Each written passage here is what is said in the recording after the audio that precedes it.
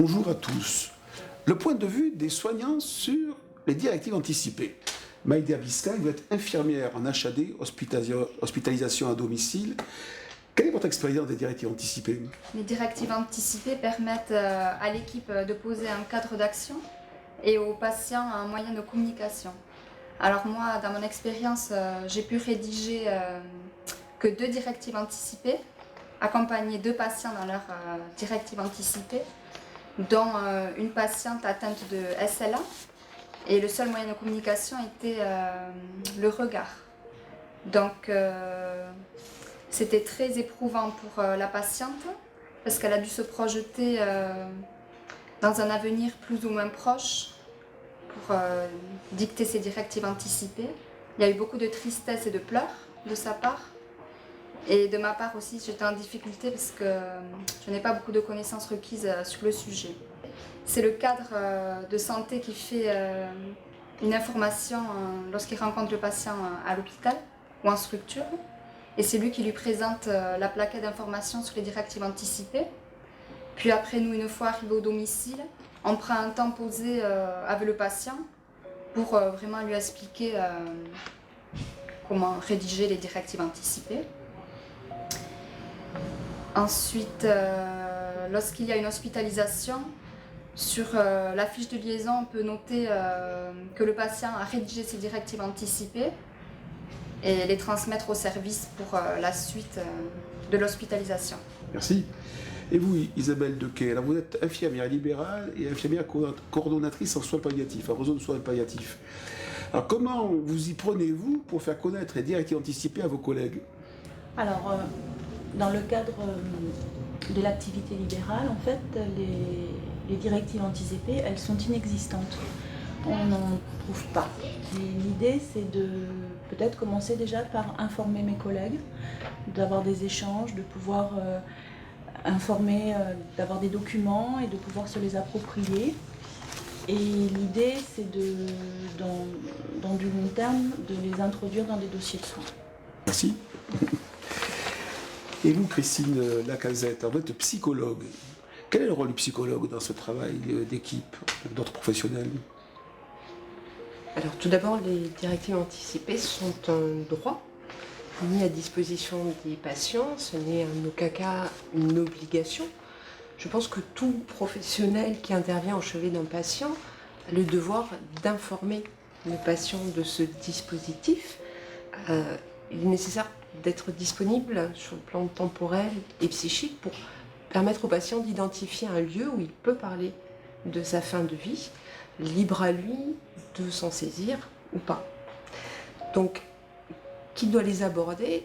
C'est avant tout le professionnel qui est au clair sur la fin de vie et les directives anticipées, qui est à l'aise pour en parler et entendre ce que le patient a à en dire, et qui a aussi un certain recul par rapport à son positionnement personnel, afin d'aborder les choses dans la plus grande neutralité possible.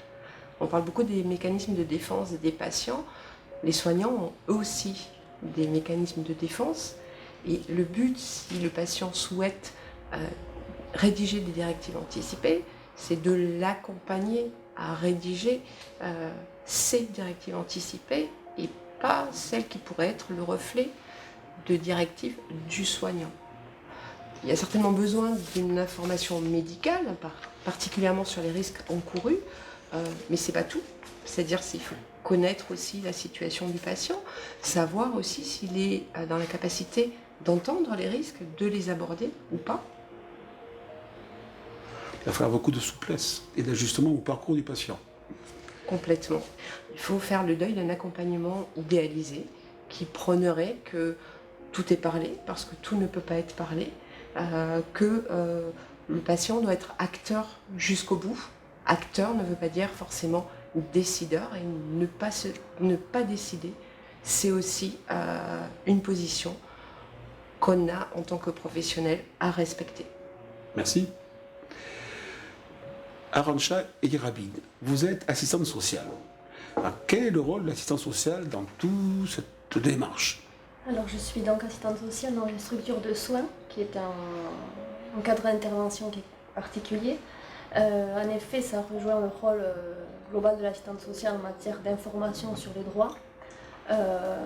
Les directives anticipées étant un droit des patients, un droit aussi qui est particulier, dont on va parler dans un contexte pas toujours évident. Les questions sur la fin de vie ne sont pas les plus faciles à aborder.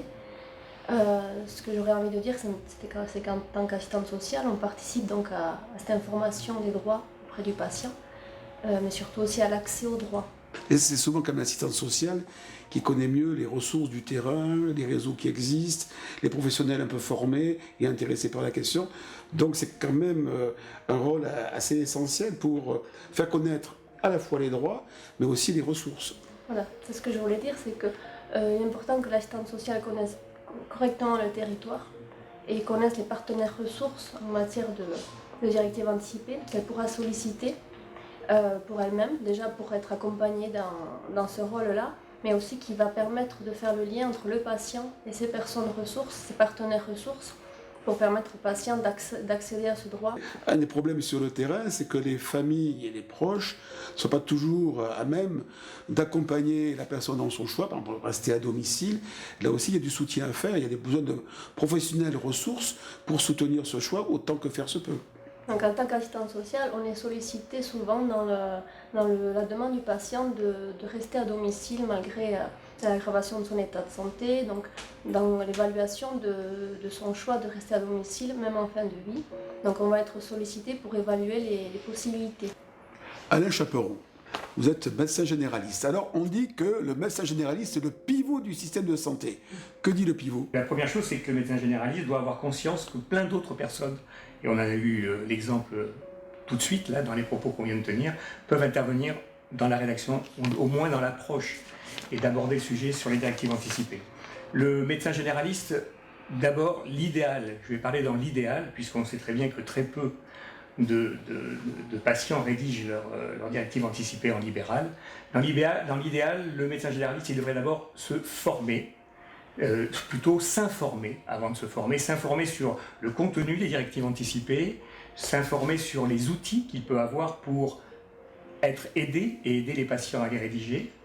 Et ensuite, il devrait pouvoir se former d'une part techniquement à comment aborder ce sujet difficile avec les patients, ensuite comment aider à rédiger les directives anticipées. Ça, c'est un premier volet de la formation.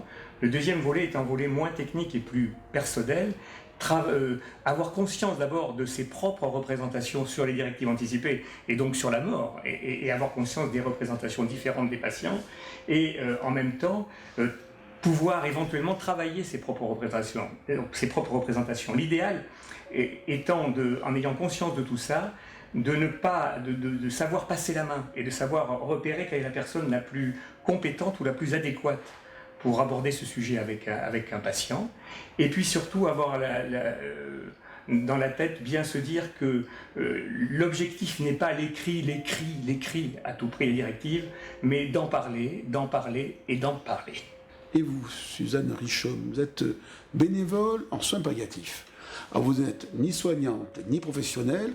Quel est le rôle des bénévoles dans tout ça ? Alors, le rôle du bénévole passe tout d'abord par une formation continue sur les directives anticipées et la connaissance des directives anticipées avec des professionnels de santé et hommes de loi.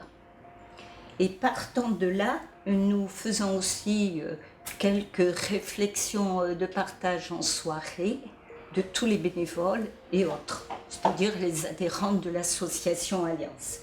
Et par ailleurs, nous accompagnons des personnes malades dans les institutions à domicile et nous incitons, nous informons des directives anticipées, mais surtout avec le personnel de santé, tout simplement. Merci.